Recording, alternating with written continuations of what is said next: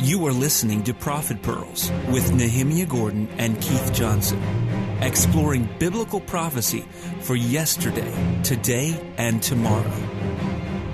Welcome to Prophet Pearls from the land of the prophets, face to face. Keith Johnson, Nehemia Gordon, doing what we do best, opening up the Word of God, trying to figure out where there's common ground. And I'll tell you what, there's a lot of common ground for what we're doing. We're coming, Nehemia, all the way from Israel. And we're going to be addressing Jeremiah, and I cannot wait to talk about this particular passage. But before we do that, I have to say thanks again to some significant Prophet Pearl partners, the Maccabees. Thank you for supporting us. We're continuing to do our work. Let's get right into this. I guess before we get into it, I've got to say good morning to you, Nehemia. Boker Tov, Keith. Yeah, and why is it Boker Tov? Because you just arrived a few minutes ago. Yeah. I'm sure you probably had a really nice breakfast. Oh, it was wonderful. My did mother you take made a me bus? an omelet. Did you walk? Did you get a ride? What was your situation? My mother made today? me an omelet with mushrooms and garlic and melted cheese and then I got a ride over here. Yeah. Yeah. So the setup is this, folks. I'm over here in a cave by myself.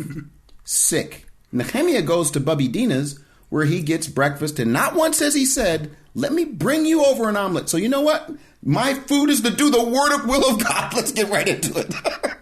How was it really? No, would seriously? you like to sleep tonight at Bubby Dina's? No, I'm fine. I'm going to stay here. I'm in quarantine. You know I'm sick. I don't want to get anyone else sick. But we are in Jeremiah 32, Nehemia. It's going to be hard for me not to preach in this passage. So you're going to have to balance it out with some great information.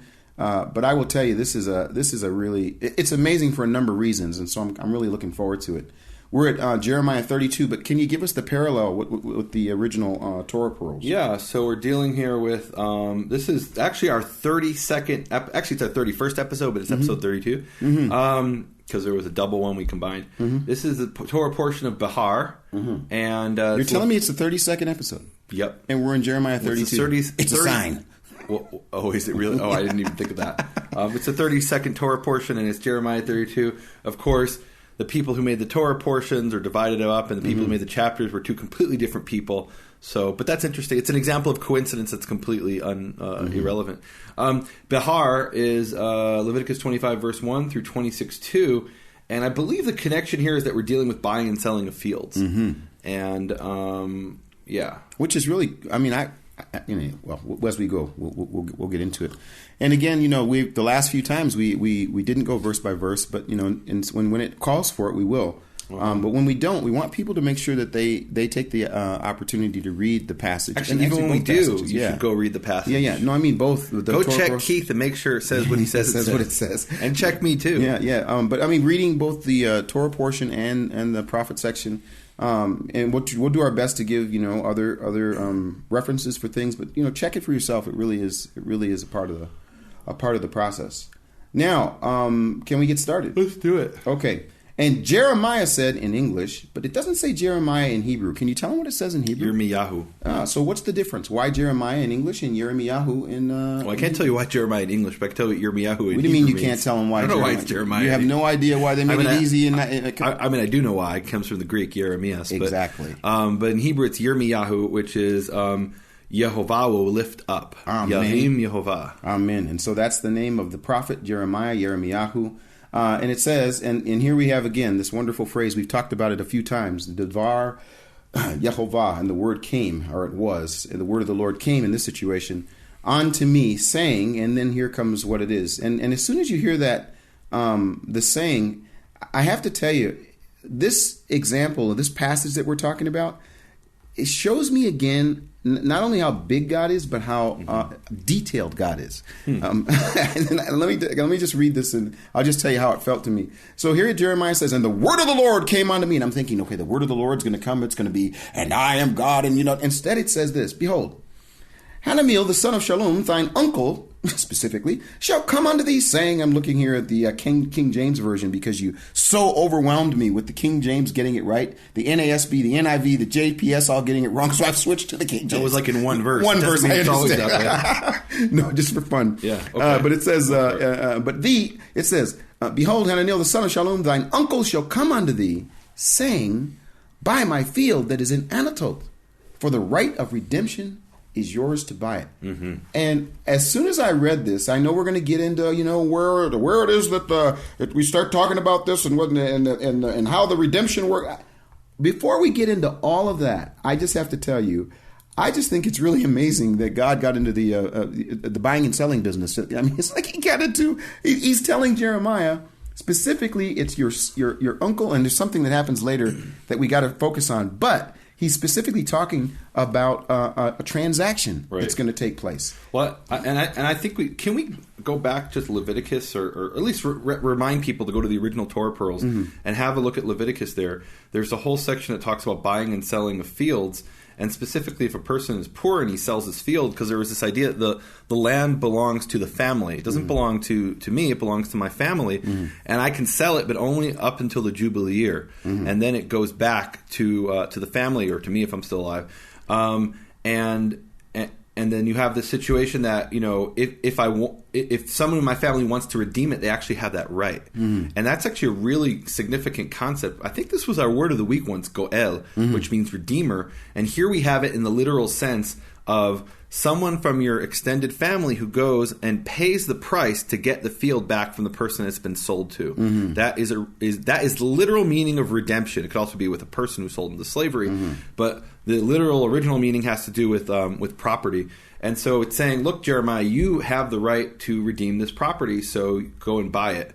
And what's ridiculous about this is that the siege of Jerusalem has begun. In verse 24, the siege began, and the idea that someone would buy and sell a field. And it's interesting, we had another passage recently where we talked about supply and demand and economics. It was about selling the grain in the gate of Shomron, in the gate of Samaria, and before they were selling donkey's head, and during the famine and after the famine, the price went down so much that you could buy a large amount of grain for a very cheap price. And here it's talking about something that's essentially worthless. And why is it worthless? Because the Babylonians are besieging the city. And you're talking about a field in Anatot. That's important. So Jeremiah was from Anatot. Anatot is a suburb about maybe I call it a suburb. It's not really true in biblical times. In biblical times, it was a completely separate city. Today, it's actually part of a neighborhood of Jerusalem called Pisgat Ze'ev. I actually lived in Anatot, meaning in Pisgat Ze'ev, for quite some time. And to this day, there's an Arab village there called Anata, which preserves the word Anatot. And the point is, it's outside of the city of Jerusalem, about 3 miles or so. And imagine, so he's coming and saying, buy this field. Well, wait a minute. The field is outside of the city walls of Jerusalem, and the walls and the city's under siege. You're selling me something I could never even take possession of. And the point is that anybody hearing this would say, this is crazy. Why would anybody buy a field in Anatot? Anatot now is Babylonian occupied territory. That bill of sale will never be realized. You'll never be able to do anything with it.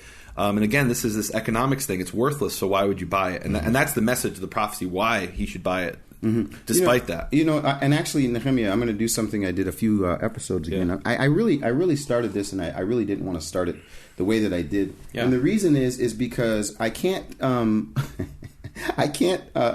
not be able to say where Jeremiah is. The word of the Lord came to Jeremiah, and where's Jeremiah? He's in jail. Right. He's basically, here's a guy who's in jail, and you think the word of the Lord came to Jeremiah saying, tomorrow you shall be released from prison. No, you're going to stay there, but while you're there, I need you to buy a piece of property. Oh, the property's no good, but this is the word of the Lord. Well, and in a sense, the entire city of Jerusalem's in jail. Exactly. And on top of that, within that jail, the Jeremiah, he's in a pit called Chatzar HaMatara. It's some kind of like dungeon. And so that's my point. So here it is. He's in a dungeon. Be Jeremiah before we get going here. He's in a dungeon. He's waiting for the word. When's the word going to come? He's been prophesying back and forth. And the word of the Lord comes to Jeremiah while he's in jail, and you're expecting it to be what? Go buy a piece of property. Yeah. I mean, come on. And so it really is interesting, though, because we're going to find as we go on, the story gets better and better. Yeah. But I do think context-wise, it really is interesting that that's where he is when the word of the Lord comes to him. Yeah. Verse 32, verse 8, and then Hanamel, sure enough, then Hanamel, my uncle's son, came to me in the court of the guard while I was in jail, according to the word of the Lord, and said to me, buy my field, please, that is at Anatot, which is in the land of Benjamin. By the way, Nehemia, it really is, this is another one of those examples where we've actually, and you mentioned, living there and seeing it, but, to actually physically see where these places are and to know how close they are. I mean, what would you say it is? 20 minutes by car? Would you say from the center from the of city? Well, let's say from the old city without traffic, I'd say it's 10 or 15 minutes. Wow, with that's traffic, amazing. it could be an hour. Wow. Yeah, as we found out. Anyway, but this is an interesting phrase. It says here, so this whole thing happens. He's sitting in prison. He gets the word of the Lord. His uncle's son comes and tells him about this piece of property. And then he says, buy my field, please. For you have the right of possession and the redemption is yours. Buy it for yourself. And then this phrase comes up. Then I knew that it was the word of the Lord. Did he not know when it first came?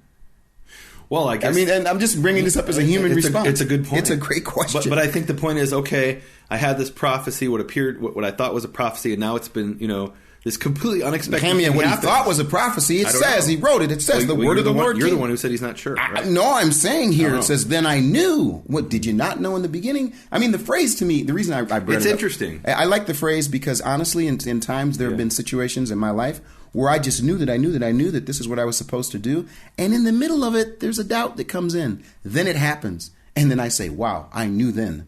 It isn't that it wasn't that it wasn't real. It's just that confirmation that came makes it say that. And also, let's remember that to know in biblical Hebrew means to know intimately. Mm-hmm. And so maybe what he's really saying is I knew that it was the word of Yehovah, meaning I experienced it as Yehovah's word. Mm-hmm. That's a possibility. But it's also possible where he's thinking like, wait, what did God just say? Exactly. Buying a field? I'm in this pit, exactly. sinking in the. I won't describe it.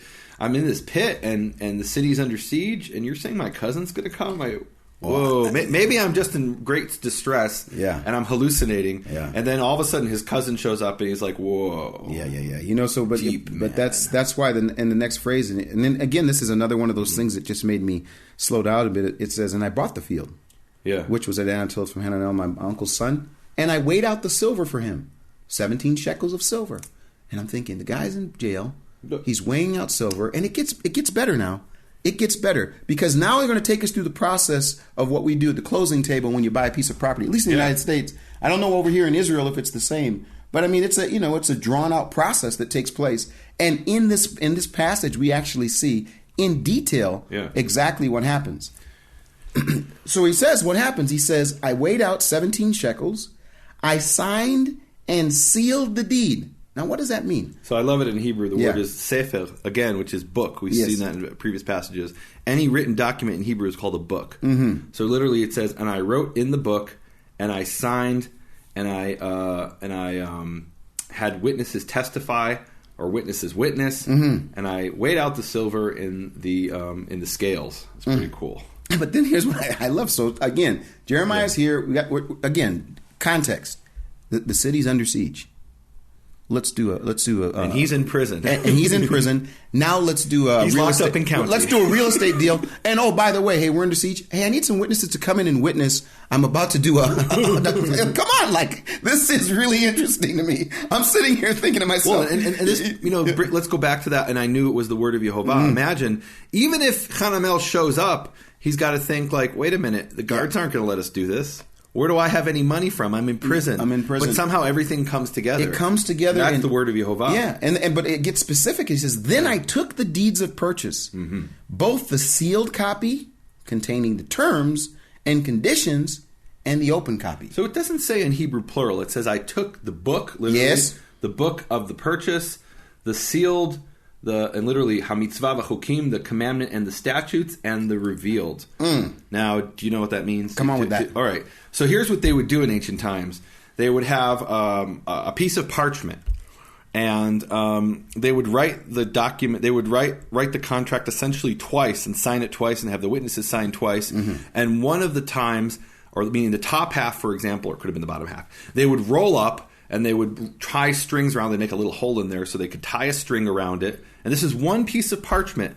And then they would take a piece of clay and they would stamp the seal of the scribe or the witness or something. Look, or you're the judge. making this up. No, they found. No, how do you know? That's what I want you to tell me. They actually found it. Well, let me get to that. Okay. So and then they would stamp the signet ring into the clay, and that would hold the sealed copy shut. And so if you wanted to go and examine it, you would say, okay, let me look at the revealed part of the scroll. And then if there was any dispute, you would take it to a judge. The judge would examine the seal, and he would see, okay, yeah, and he would ask, Baruch the son of Neriah, is this your seal? And Baruch would look at it and he'd say, oh yeah, that's mine. That's my seal. And it hasn't been tampered with. And then in the presence of the judge, they would break the seal. And open up the sealed part of the document. And check it. And check, okay, do these two documents match? Or has someone tampered with the revealed document? Oh, and how do we know this?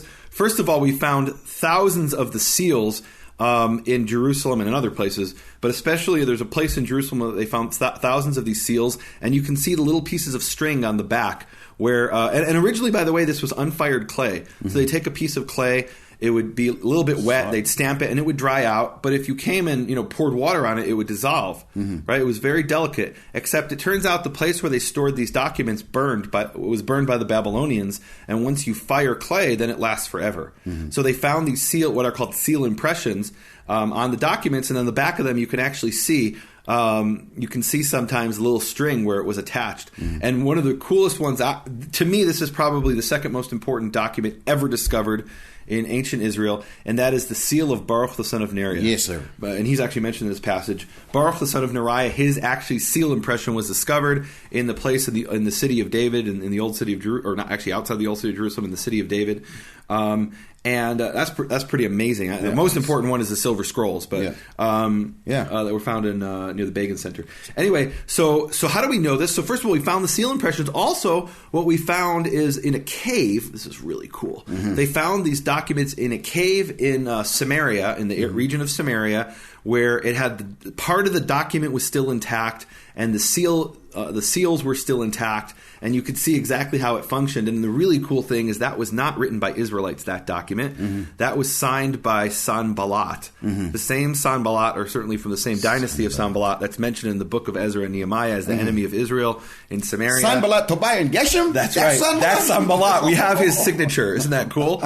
So we have this document that's open and sealed, and do we have time to look at the passage in Isaiah where he talks about reading the we have time, of course. Can we talk about that? Of course we can. But while you're looking, you're looking for that, again, one of the things that's really interesting is that we're actually looking at an entire closing process. I mean, this is in ancient Israel. This is the process for transferring of property, and I just think what's so interesting about this is that this is in the book of Jeremiah. And again, we're going to get to why it's so important, but the detail is the thing that I guess that really caught me off guard. I mean, it could have just been, hey, you're going to have to buy this piece of property, and the property is purchased. Not all the detail, but we get to all the detail, and that's right. So here it's Isaiah 29, verse 11 to 12. It says, "So that all prophecy has been to you like the words of a sealed document." That's pretty cool. Meaning, all right, let's read it. If it is handed to one who can read, and he is asked to read it. Wait, hold on a second. If it is handed to the one who can read and he is asked to read it, he will say, I can't read it because it's sealed. Verse 12. And if the document is handed to one who cannot read, and if he is asked to read it, he will say, I can't read. Meaning he doesn't even know that, I can't read it because it's sealed. He just he doesn't even get that far. He says, I can't. And the point is, Yehovah has given us these prophecies, and it's like a sealed document to us. It's right in front of us, and we're even if we know how to read, we're not accessing that information, or we're accessing the information and we're not understanding it. There's scales on our eyes, as some people say. Yeah. But really, that's what he's talking about. It's like a sealed document. So here we see there's actually a sealed document, a revealed document. That's really cool to me. Yeah. Well, here's the thing that I like. And after we deal with the issue of the sealed document and the open document, and I commanded Baruch in their presence. And this is what I like. Jeremiah says, thus says Yehovah Tzavot, Yehovah of hosts, the God of Israel. Then he says again, now we're going to bring the word. I think you skipped something. No, and I commanded verse 12. Uncle son was verse 12. Yeah, we talked about what happened to the process. You didn't read verse 12. But we just talked about it. Can you read it, please? No, you read it. Okay. Verse 12. Let me pull it up. You just don't want to do it here. Okay, hold on. Yeah. And gave the deed to Baruch the son of Neriah, he's a scribe, son of Machseah, in the presence of my kinsman Hanamel, of the witnesses who were named in the deed, and all the Judeans who were sitting in the prison compound. In their presence I charge Baruch as follows. And the revelation from that phrase, here it comes. Give us what You wanted to read that first, so there must be some. We're going to read it. Okay, and I commanded Baruch in the presence, saying, thus says the Lord God of hosts. And you know, as he's telling him, he says, now I'm going to say these words. Thus says the Lord God of hosts, the God of Israel. Take these deeds, this sealed deed of purchase and the open deed. This isn't Jeremiah speaking. He's saying, this is what Yehovah is saying. Take these deeds, because he knows the process. Yeah. The sealed deed of purchase and this, what he calls the open deed. You just explained it. And put them in an earthenware jar that they may last a long time. Now, what's really cool to me about that is the Dead Sea Scrolls. Yes, sir. Were discovered. The original ones in Cave 1 and Cave 2, they were in earthenware jars. Mm-hmm. And that earthenware jar was sealed with pitch. And they lasted perfectly intact for 2,000 years. 2,000 years. Yep. I mean, isn't that is just, wow. So he tells them this is. And I got to wonder, did they get it from here? Did they, did they read this story and say, "Oh, this is how we'll preserve the scrolls"? Ooh, that's a good thought. Yeah. So it says, "But for thus says the Lord of hosts, the God of Israel, houses and fields and vineyards will again be brought in this land." And when he says that just becomes the culmination of all of those details that we're talking about. How the purchased the deed and opened and closed, and he's in prison and all of that. And he says, I mean, that becomes the good news for Jeremiah. He says, "Look, houses and fields and vineyards will again be bought in this land." And he says that, which I think is interesting, how many times the word of the Lord comes in the midst of circumstances that look almost impossible. Yeah. In that circumstance, no, not almost. It looks impossible. It looks impossible. And in that situation, he says, but here it is. Now, we just had that story a couple weeks ago, where he was dealing with economy. This is what the cost of the grain will be going to be. Now we're dealing with he's dealing with the issue. Well, and the point there was exactly it was he's saying, look, we could have all the rain in the world, and we're not going to have those prices. What are you talking about? Yeah, that can't be. And God said, look, you don't trust me. All right, you're going to get you're going to see it, but not benefit from it. And here we have a very similar thing. Absolutely. And this is actually a theme that appears in other places in Jeremiah. That what looks now like there's no hope. Guess what? There's going to be hope when you're coming back here. And it sounded insane. You would think about it. The Babylonians are besieging the city, and the prophet's in jail. And they know what the Babylonians do. They've seen this happen before. The Assyrians and the Babylonians, they come and they exile entire nations. So we're going to be sent off into some exile, and you telling me we're going to be this deed's going to be worth something? It's almost like. To bring an analogy from the economic crisis of 2008, people like at the last minute said, "Oh, I've got some stocks from Fannie and Freddie. Would you like to buy them?" Well, they weren't worth anything. Why would anybody? Imagine though, if a prophecy came and said, "You shall buy the stock of Fannie and Freddie, and one day it will be worth a lot of money." You'd think like you're crazy. I'm not buying that. What am I, a sucker? Yeah. I think this is pretty cool. It reminds me of some modern examples of similar sorts of situations. And one of them is, studying in history about the final days before the fall of Saigon. And they say that people were buying and selling and going about their business, not realizing that in a matter of weeks, the entire economic system would end. They would be under this communist rule, and whatever merchandise you bought or anything like that would be irrelevant. People would end up hundreds of thousands of people dying in prison and being murdered. It's interesting. You're not a news guy. You don't want to watch a lot of news. But just a few weeks ago, I don't know if you knew this. Just a few weeks. Well, actually, it would be a few months ago because now we're in May. But we're actually recording this in March. Yeah. This happened in Russia with the ruble. One day you didn't know about that. Oh, tell me about. Oh this. My goodness! I mean, this is like international news. I mean, the oil prices are going down, and all of a sudden the ruble starts to fall, and literally people watch their I mean, they were like their money just became half of its value just like that overnight. I mean, people talk a lot about that. And this is even worse than that. Yeah. Because if you're in Russia right now and you own a piece of land, maybe that land's value has on paper been lost. But if you hold on to that for the next 10 years or 20 years or 70 years, one day it'll be worth something. And here he's saying, this land, I mean, you're giving me a piece of paper. It's sealed. It's not sealed. It doesn't matter. A piece of parchment. We're going into exile, and the Babylonians own the land now. Inheritance. What does that have to do with it? And I love this analogy of or this example in Saigon, where like they think they're going about their business, not knowing what's not they didn't realize. In the time of Jeremiah, he did realize. And I gotta wonder. I just gotta wonder here. We're here recording this on March 5th, 2015, and I gotta wonder, people in years to come. if they're going to, look back and say, oh yeah, the people before the collapse of the world monetary system, Keith and Nehemia were sitting there and they were talking about their ministries and not realizing that any day on March 17th, a tsunami would wash across Lake Michigan, and that would be the end of the world economic system. Wow. I don't think that'll happen.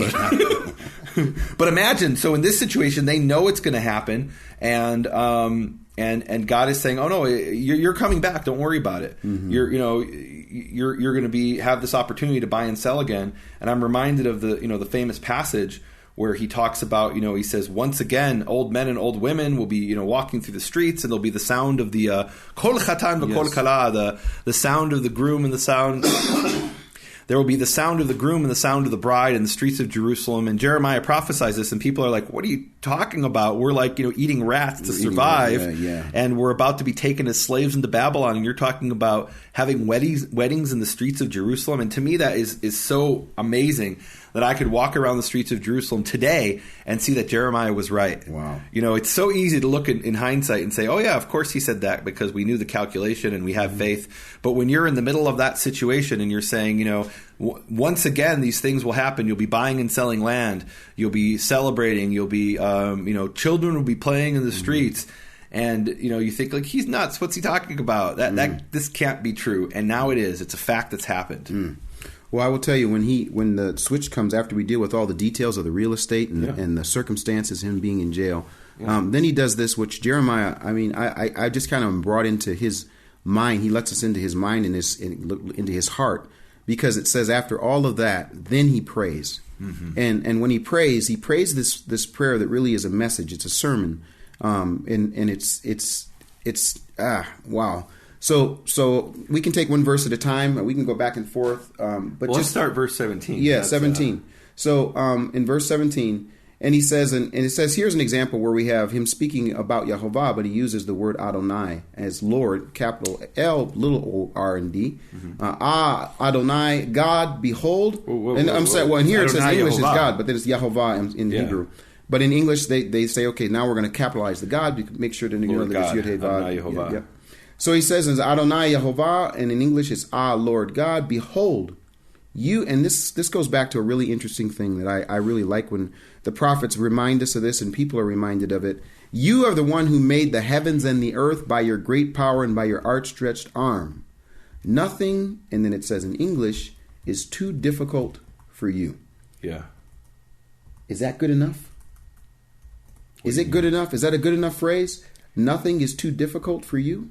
Well, I want to talk about aha, where you have right? Ata. No, it's aha. Aha, yes. Aha. Yes.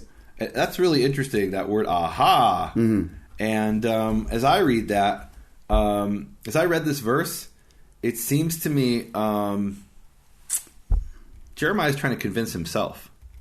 Like he's saying these words out loud because... What are you talking about? He knows theologically he's trying to convince himself. I think he's trying to convince himself. Convince himself what? That, wait, I just had this vision and it came true. The guy showed up and I sold the field. I know this has got to be Yehovah doing this and nothing's beyond his ability. But deep in his mind, he's thinking, what? Okay. Folks, Yeah. I mean, here. Well, I'm partially getting that's why that. I brought the phrase earlier where he says, I knew it was the word of Yehovah. That's why I wanted to focus on that, because first the word of the Lord comes, this things happens, the details comes, and then he says, and I knew it was the word of Yehovah. Then he says, thus says the Yehovah. I mean, I think he's preaching now. I think he's like at the place where he's like saying, here it is, folks. I mean, and he's recording it for us to show the world. Listen, now that maybe I went too far, but I listened to the prayer and I read the prayer and I thought, wow, this is Jeremiah not at all thinking I need to, this is really happening. Well, so they often will translate as alas, and I think that's a better translation here. Okay, there's a certain amount of like what. So Jeremiah 4:10 is an example of aha. He likes that word, Jeremiah. It says, and I said, Lord God, or aha, Adonai Yehovah, surely you have deceived this people in Jerusalem, saying it shall be well with you, yet the sword threatens the very life. So Jeremiah tends to use this phrase and others as well when he's like, wait, I don't understand. What? Now he knows that nothing is beyond Yehovah, meaning he's saying this statement, but I think, and I could be wrong, from the word aha, that he's trying to convince himself. That's my view. Well, I'm sticking with it. When we talk to Jeremiah about this, he's going to say, I listened to Prophet Pearls. And I've got an issue with you, Nehemia Gordon. I told you ahead of time, here comes the word of the Lord. I then tell you, and I know it's the word of the Lord. I say it's the word of the Lord. I even say, thus saith the Lord. And then you tell the people that I'm trying to convince myself. No, I'm trying to let the world know, Yehovah, Adonai Yehovah. But that's not the Behold. meaning of, I don't see that as the meaning of aha. Okay. It could have chosen a different word. Okay. But okay. Behold, you have made the heavens and the earth by your great power. And the reason the phrase that excited me was, sometimes you said this. Sometimes you think of God as the God of Israel, and you're reminded He's the one who does it all. And Amen. I mean, that's, he goes to the big picture. He's like, you made the heavens and the earth. And then, come on, is this not going to be the word of the week here? Which this one? next phrase? Nothing is too difficult for you in English? Beseder. No, come on. So you got to tell me. All right. So the word is yipaleh. Yipaleh. It says, Lo yipaleh mimcha kol davar. Nothing is too difficult for you. And that's the word that also could be translated as hidden and wonderful. Is nothing too wonderful for you? Nothing is hidden from you? And we have this phrase two times, which is really clear. Mm-hmm. One is Genesis 18:14. Yes. Where, and it's a similar sort of thing, where the angels are telling them this thing's going to happen, and she laughs, or he laughs, and then they says, "Hayipaleh me Yehovah davar." Is anything too difficult, hidden, too wonderful for Yehovah? At this time I will return, etc. You know that about, and Sarah will have a son. So it sounds like something impossible. And he's saying, is anything too difficult for Yehovah? It's a rhetorical question. Obviously, the answer is no. Deuteronomy 17:8 is talking about when something is too difficult for you or hidden from you in a matter of judgment. That's where you go to the Levitical priest, the judge at the temple.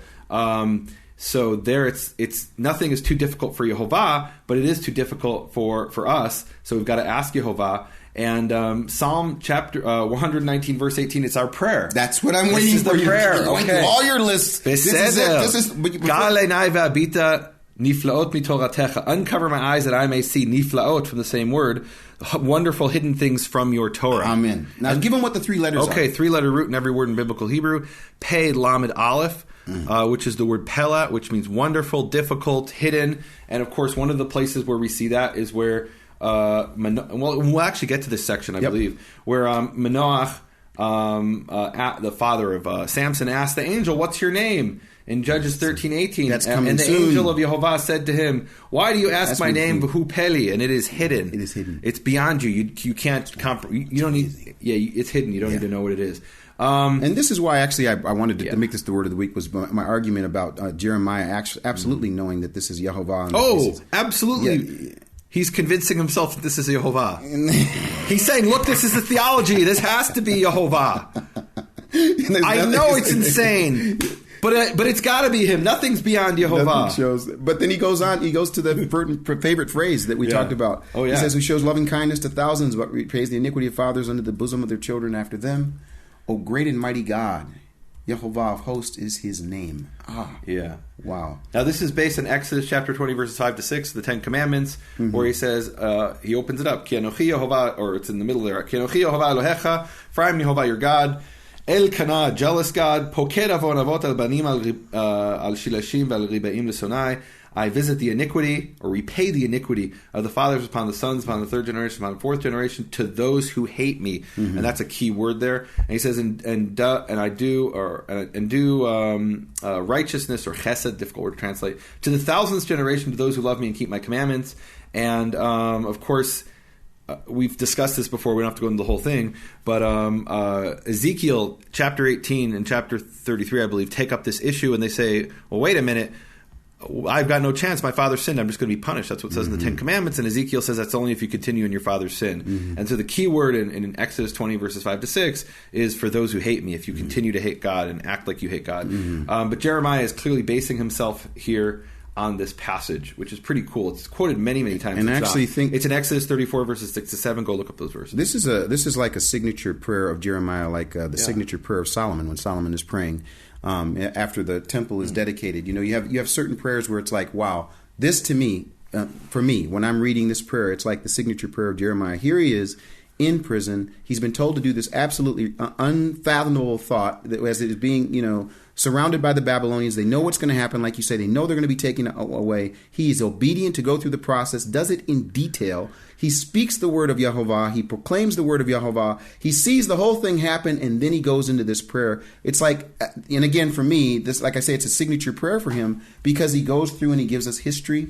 He gives us who God is, what he is, how he operates. He says he's great in counsel, mighty indeed, whose eyes, and this is a hard one for people to understand, but it's true, his eyes are open to some of the ways of the sons of men. No, his eyes are open to all the ways of the sons of men, giving to everyone according to his ways and according to the fruit of his deeds. And then he goes on, and then he brings them back to history. Who has set signs and wonders in the land of Egypt, bringing us all the way back to what he did, which we hear over and over again, reminding people that Yehovah is the God who brought them out of the land of Egypt with a strong and mighty arm. And it says, and even to this day, here's where it comes, even to this day, both in Israel and among mankind, you have made a name for yourself as at this day. And Jeremiah's in the pit. Mm-hmm. He's in the crap hole. I mean, and he's giving us this. No, he is. Do you want to elaborate? No, on that? It's a fact. I mean, it's a sewer hole, and he's there, and he's in the middle of all this. And can I stop? Yeah. May we be like this in circumstances that are absolutely untenable, that are just terrible. There's people that are in, and I see this especially as I travel the world, where there are people that don't have the resources, they don't have the big job, they don't have the finances. But they have a relationship with God, and you could look at their circumstance and say, "Wow, how do you praise God in the midst of no bathroom, no food, no money?" And they say, "But this is who God is." And so when I'm hearing Jeremiah, I'm reminded of people in difficult positions, and then I ask myself, conviction that says to me, "Okay, so you're a little sick, and Nehemia won't give you breakfast, and you're stuck in this apartment, and you don't have a look." That's nothing. God, you're amazing. You're absolutely amazing. I'm only thankful that I've got breath, that I can actually praise you. And that's what Jeremiah's doing. And the food I filled the refrigerator with. Yes. Woe is me, I have no food. What do you mean? No, I'm telling you, we're down to nothing. But no, I'm just saying that basically that he is, I really can't complain. I can't complain about anything. Who he is, and as it says here, and you have made a name for yourself as at this day. Jeremiah's sitting there thinking, wow, God is doing it. He's at it again. He does what he does. I mean, I don't know. And then he goes again. Well, I got to go back because I'm excited about that. And you should be excited. Yes. There are people right now who are spiritually in that crap pit. They're suffering in many ways, mm-hmm. and look, I want to go back to the word aha, which, mm-hmm. Is alas, or how did you have it in your English? Like or... Yeah, Yep. Okay. So this in Hebrew is an exclamation of, we call it an exclamation of disbelief. That's like this category of grammar. You can look it up. Mm-hmm. And I think that's really key. He's expressing on the one hand with the word aha, this disbelief, and then immediately following it up, well, I know this is true despite my disbelief. And I think that's really key in the Hebrew Bible. I don't think the message is that we're not allowed to doubt. Mm-mm. I think on the contrary, we're supposed to trust in God and believe in him even though we have this doubt in our heart. We're supposed to overcome that. And it's like I've heard people talk about in battle, in war, people who've never been to war say you shouldn't be afraid, and the people who've been to war say no, you go over the foxhole even though you're terrified and you still do it because mm-hmm. you've got to trust in God. That's why they say there's no atheist in the foxhole. But I think that, to me, that's what it's about. It's about trusting God and having faith in him, even though you have some doubt in your heart. And you're looking at this and saying, this is impossible, but I know nothing is beyond God mm-hmm. because I've seen the things that he did in Egypt, and I see the things that he does in our lives even today. Mm-hmm. And so I do trust in him, and I do believe him and have faith in him, even though my heart is suffering and crying out, how can this possibly be? I'm still going to trust in him. Hmm. Well, this will be one of these ones where we'll go back to where you're misinterpreting Jeremiah's aha. But look, I'll give that to you. All right, so I'm going to plow through, and we're going to go through all the aha. That's what I really want. Is that really what you want? There's 15 in the Tanakh. But let's take, for example... You just won't do it. No, I'm just kidding. Jeremiah chapter 1, verse 4. The word of Yehovah came to me before I created you in the womb. I selected you before you were born, and I consecrated you. I appointed you a prophet concerning the nations. I replied, aha! Lord Yehovah, I don't know how to speak, for I'm still a boy. Mm. In other words, Yehovah is telling him, you're going to be my prophet. He's like, What? That's how aha properly translates into modern English. What? No, I'm telling you. Okay. And so he says here, what? Well, I know nothing's beyond you. Okay, I get it. Okay, Yeah. And we could go through all 15, but I'm right. No. So Okay. actually, that's a good homework for people. I don't know what the Strong's number is because I'm looking in the Hebrew Concordance program here. But go look at all 15 examples of the word aha in the Tanakh. Should I list them off right now? Or No, that's okay. Okay. We'll put it in. We'll make it. Yeah, Keith will do that. So go look it up and go through them. That's a great word study. Mm-hmm. Okay, let's go. Well, again, he does Egypt twice. Actually, he's Egypt in verse 20, who set signs and wonders in the land of Egypt, and then in 21, you brought your people Israel out of the land of Egypt. That's what you did with a strong hand and with an outstretched arm. That's used several times in Scripture. And gave them this land, which you swore to their forefathers to give them, a land flowing with milk and honey. We know about that phrase. And then he's still talking. They came in and took possession of it, but they did not obey your voice or walk in your law, which is why we're in the situation we're in now, is what he's saying. They have done nothing of all that you commanded them to do. Therefore, you have made all this calamity come upon them. Then there's a shift.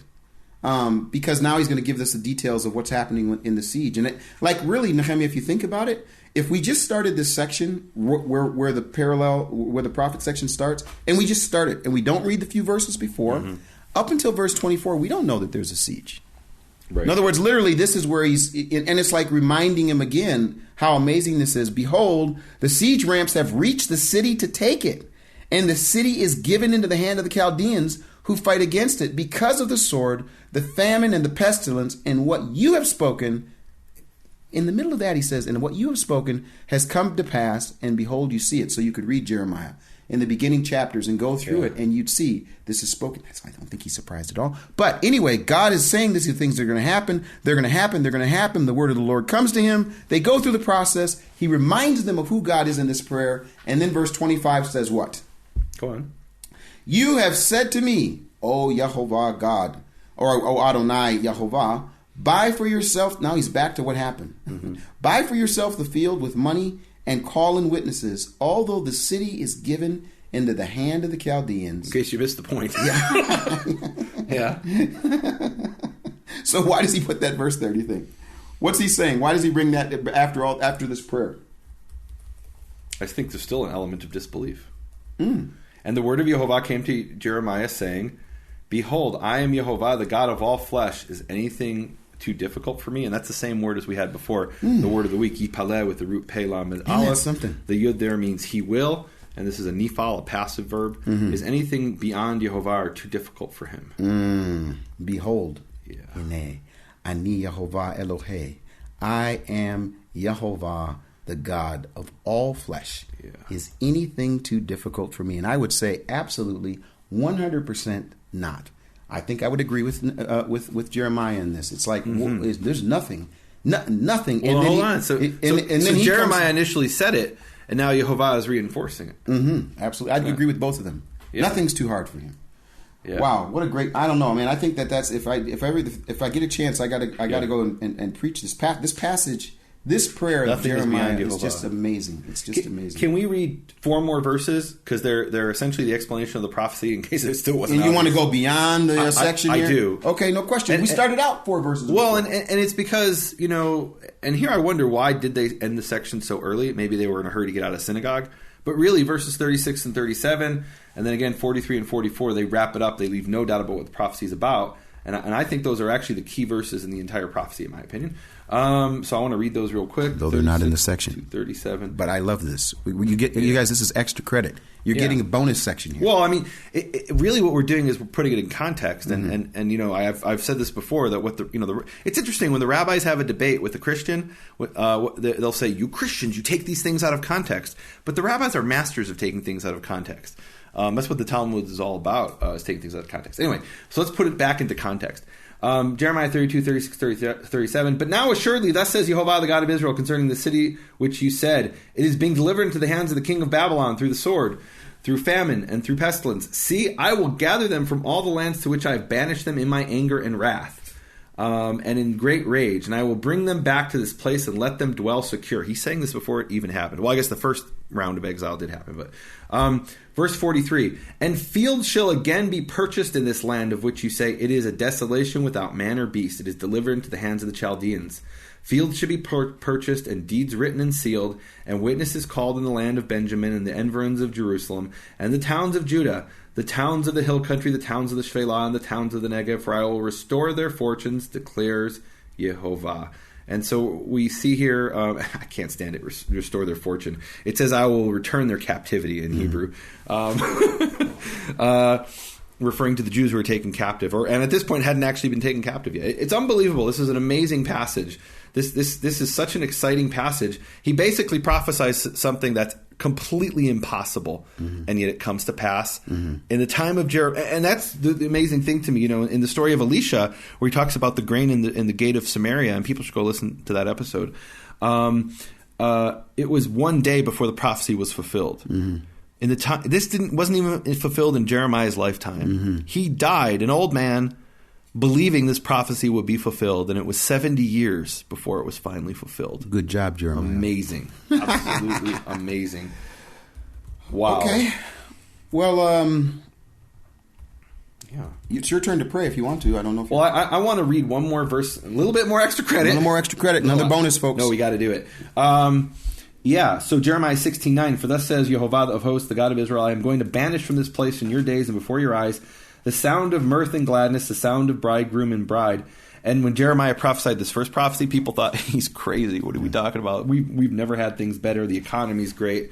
Our finances are great. We've gotten a deal with the Babylonians, and we're dealing with the Egyptians in the back room. Everything is fine. We got the superpowers on us. Now you've gone to the next prophet section. You're in Jeremiah 16. No. So then Jeremiah 33. Let's see. Is that it? Let's see. Yeah, 33. He then gives the next prophecy, which is how they're going to come back. And I'm bringing this because it parallels this idea of buying and selling fields. And I mentioned this, but I want to actually read it because it's such a power. I love this. This is one of my favorite prophecies in the entire Tanakh. Jeremiah 33:10-11. Thus says Yehovah, again there shall be heard in this place which you say is ruined without man or beast. Doesn't that sound similar? In the towns of Judah and the streets of Jerusalem that are desolate, without man, without inhabitants, without beast, the sound of mirth and gladness, this voice of bridegroom and bride, the voice of those who cry, give thanks to Yehovah of hosts. For Yehovah is good. I love that it actually says Yehovah. That speaking his name and proclaiming these words is a fulfillment of the prophecy. Give thanks to Yehovah of hosts. It doesn't say give thanks to Adonai of hosts. Give thanks to Yehovah of hosts, for Yehovah is good, for his kindness is everlasting. And they bring thanksgiving offerings to the house of Yehovah, for I will restore. Literally, again, it's I will bring back the captivity of the land as of old, says Yehovah. And that's my prayer. Yehovah, creator of the universe, Elohei kol basar, God of all flesh, I ask you, Yehovah, to continue to fulfill this prophecy and bring back the captivity of Israel. In my lifetime, I've seen such amazing fulfillments of this. There were literally over 1 million Jews being held captive in the Soviet Union, and I remember my youth people used to say that will never be solved. Hundreds of years from now, we'll still be struggling to free those Jews. And now it's not even a lifetime later. I'm not even an old man yet, and already this it's been fulfilled, and those captives are back here, and you can walk around the streets of Jerusalem and see those captives, and they're being, there's joy and mirth among those people, and they're the sound of the bride and the groom. They're rejoicing in the streets of Jerusalem, literally in fulfillment of this prophecy. And I'm just so blessed to have had the opportunity to see these things, Yehovah, and to see with my own eyes, and I have the faith in my heart, but to be able to see with my own eyes your fulfillment of prophecy in my lifetime, in through your people Israel, is such a great blessing to me, Yehovah. I'm so thankful. And Yehovah, I ask that you bring peace to Israel, that you bring peace to this people. That now we're actually recording this, Yehovah, as you know, on Purim. Thousands of years ago, there was an evil Persian ruler named Haman who wanted to wipe out our people. And he sent letters throughout the land with his signet ring. And today, the evil Persian rulers want to wipe us out once again. And they're sending out their message on Twitter to wipe us out. And Yehovah, I ask you to turn the hearts. Back in the time of Purim, there was a foolish Persian king who didn't realize what Haman was doing. He didn't quite understand because he was just physically drunk all the time. And today we have someone who's spiritually drunk, who's being deceived by the Persians. Jehovah, I ask you to turn his heart so he can understand what's going on. And if not, you will find a way to save your people Israel. Because nothing is too difficult for you. Nothing is hidden for you. Nothing is beyond your ability, Jehovah. I ask you to protect this city and this people and all who call upon your name, Jehovah. Amen. Thank you for listening to Prophet Pearls with Nehemia Gordon and Keith Johnson. For more information, please visit nehemiaswall.com and bfainternational.com.